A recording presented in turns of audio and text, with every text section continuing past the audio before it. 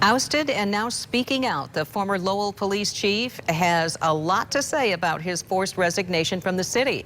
He was effectively terminated after a post online publicizing support for armed men who wanted to protect Lowell from violent protests like the one that happened in Grand Rapids.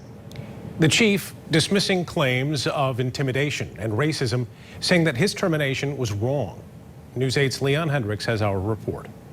Out front on his lawyer's front lawn. I'm Steve Bucla, the former chief of the city of Lowell. The now former Lowell police chief going public. What was done to me was wrong.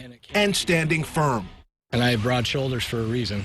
Steve Bucla was ousted after this Facebook post where he expressed support for 4 young men who'd contacted PD saying they'd be armed downtown, open carrying, in case violent protesters like the ones in Grand Rapids came to Lowell. A post from Lowell PD stated that the men were within their constitutional rights and had the support of the police. A post on Bucla's personal page included a picture of them and these remarks. They saw what happened in Grand Rapids. They said it's not going to happen here. We have your backs. To those who feel like this was some sort of intimidation or racism, what is your response?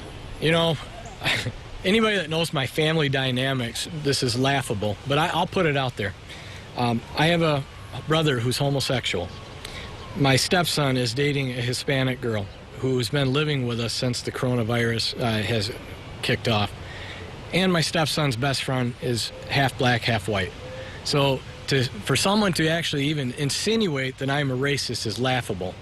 Criticism came swift, and the city ultimately apologized before telling Bucla to resign or be fired. He chose the former and is now off the job. It's disappointing the way that I had to go out. I wanted to go out on my terms, not on theirs. Bucla has support. On display with a weekend rally denouncing his ouster.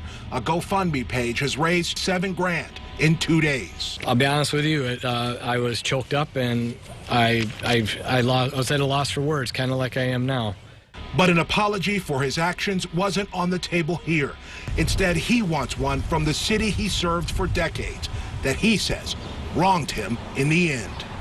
Bucla is now considering his legal options. He plans to address city leaders when they meet publicly for the first time since his ouster on Monday. He expects supporters will be there as well.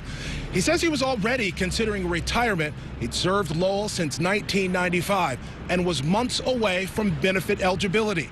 He wonders if that, too, has something to do with his ouster. We're reporting in Lowell, Leon Hendricks, News 8.